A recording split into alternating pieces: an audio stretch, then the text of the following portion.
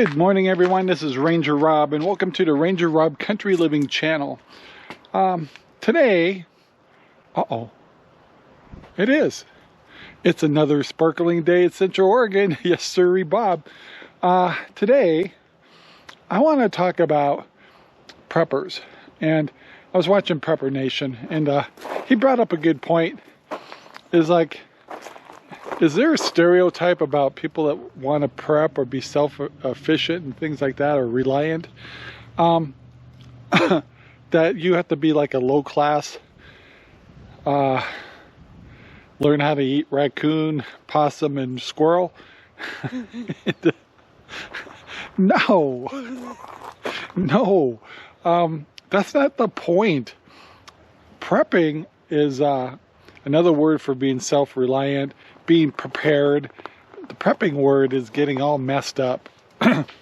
And yes, there's a lot of shunning going on for people that do prep, which just drives me crazy. It's like, why do you want us to be reliant on the government? And why do you want me to be at food banks and be reliant on other people when I can take care of myself? And so, I don't know about you, but I mean, I'm not a rich person. I've been very, very wealthy at periods of time, and that still doesn't mean that you shouldn't learn how to do things that, the only reason we're well-to-do or had money like that is we were really reaping the benefits of the capitalist society, and which is falling apart right now. And so what we're urging people to do is to learn how to take a few steps back and learn how to store food and cook food, and even if you're, if you want to, also learn to can and preserve food. And if you want to preserve high quality steaks, Wagyu or Kobe beef or something, okay. Go for it. And you want the finest pineapples from Hawaii? Go for it. It's not the point of where it comes from or how classy the food is and stuff, other than the fact, make sure you get food you like. If you don't want to store up on Spam and beans, store up on lobster. If you want to, who cares? But the point is, being prepared, I'm not using the P word, well, I'm using that P word, does not mean low class, take a step down from society and stuff. No, it just means that if resources and food and something gets tight or an emergency comes up, whether you're rich, poor, or middle class, you're not going to be hurting. You'll be taking care of your family. And if you're wondering, guys, I need to run to the store real quick because I'm out of almond milk. Yes, I drink almond milk. And so I'm going to hop up and head over to our little small town and stop at our little grocery store that's overpriced. But I get my little odds and ends from them because I try to support the local businesses. And I might pick up a few little goodies there while I'm there, but yeah, let's head out. Now, granted, guys, I'm not driving a new truck. I wish I was, but I love my truck. I have a 2002 Ford F350 Lariat dually, two-wheel drive, and this has been the best truck ever. And I've had it for years. I bought it with 10,000 miles on it, and I've got over 200,000 on it. It's a diesel. And it's the last of the 7.3 liter diesel engines. And I bought it because you guys know we have a fifth wheel. And this truck can handle up to 20 tons of tongue weight because it's two-wheel drive. And one thing you may not know, if you go the four-wheel drive, you may lose up to 5,000 pounds of tongue weight on your truck just because you're four-wheel drive. So that's why I went with two-wheel drive. This truck is terrible for the snow. It's like a giant sled, but it's a great truck. And so I'm going to drive it till it drops, and then I'm going to fix it. because I don't think I can find a truck that can do what this truck can do anymore without spending a fortune.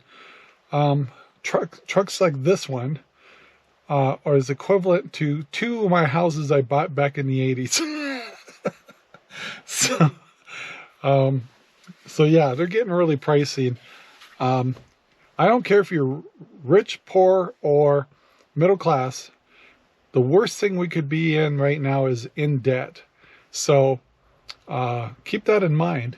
And wow, I got a moving truck in my yard, so I got to go see what he's up to. Well, I was just getting ready to leave, and there was actually an old moving truck, but it turned out to be a delivery. And it was up here in the front of my property, and I got another box of, speaking of eating well, my butcher box came in, so I'm just going to open up the garage and put it straight into my freezer. And yeah, so I rest my case is, guys, I'm stacking up my freezer with a lot of beef. And no, I'm not going nuts with Spam or beans. I'm getting the food that I want to eat. So yeah, let's get this unloaded.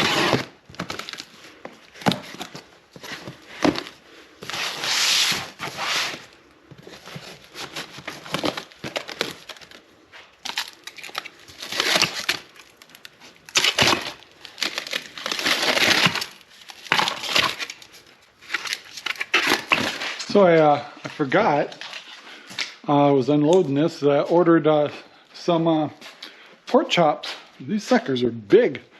Anyway, I keep pork in my other freezer. So we're going to move this over to a different freezer. Then I'm going to head out and get some groceries. Okay guys, I'm finally on the road, or getting on the road. So between putting steaks and pork away, my gate reset button need to be set. I think I got it. Hopefully it shouldn't be a problem. And I'm going to go to the store, dang it. Okay guys, I stopped by the greenhouse just to check on things. I got a few more lettuces installed here, and I got one Swiss chard that I think is called peppermint, which should be red and white stalks on it right here. And so I'm kind of anxious to see what that looks like. To get back to the subject of our preppers, you know, have to be like low class, eat roadkill, things like that. And of course the answer is no. But I also want to talk about that you don't need to be rich to be a prepper either. So with a little bit at a time, which sometimes that's what me and Sherry do. Sometimes we go hardcore. We're lucky because with the greenhouse we've had tons of food, and so what we had to learn is to do a lot more canning and a lot more freeze drying, and it's caused us to really build up our backup food plan, which has been great. Instead of spending money buying a lot of stuff at Costco and stuff, the biggest thing that we spend money on is my meat deliveries that I get once a month. But we're really reducing what we're buying at Costco and stuff because we're building up our food supply naturally with the gardens and stuff.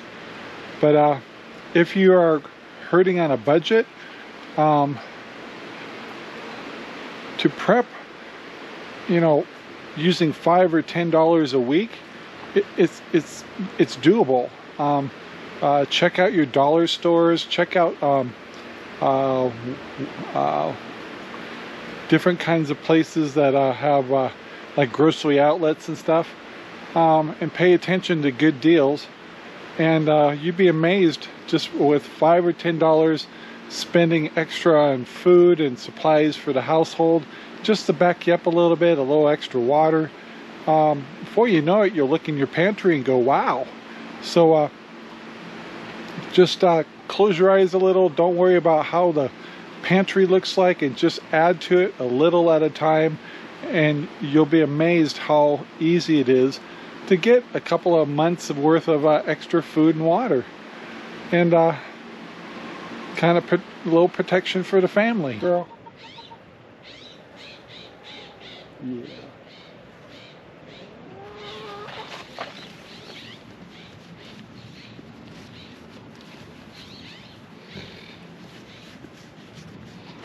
Well guys, it's definitely been a beautiful day. Got to get my little tomato, and this one's got kind of a mark on it, so I tend to give some of these to the chickens. They love these little guys. Of course I always end up causing a chicken fight, but yeah, they love tomatoes. So let's see what else I can find here. Oh yeah, no problem, there's plenty of others. Well guys, I hope you're inspired by building up your pantry a little bit. Doesn't matter if you got a lot of money or not. It's not a rich man's sport. It's every person's goal, just to be prepared, be a little self-reliant, don't get caught off guard. Probably the last thing I want to say is, no, don't live in fear. Just live with the contentment of feeling good about protecting your family and your friends if things get tough. And I think that's a good thing, don't you think? So guys, I'm going to wrap it up here. I want to thank you for watching. Please take the time to like, subscribe, and share our videos all over. We could use all the help we can get. Trying to build up the subscribers a little. And we appreciate your help when you guys share our videos. So guys, have a great day. We'll talk to you later. Bye now. Our videos are made possible by Ranger Rob Poopy Bags, available at Amazon right now. Thank you very much for watching our video. Please take the time to like, subscribe, and share our videos all over the whole wide world. Thanks.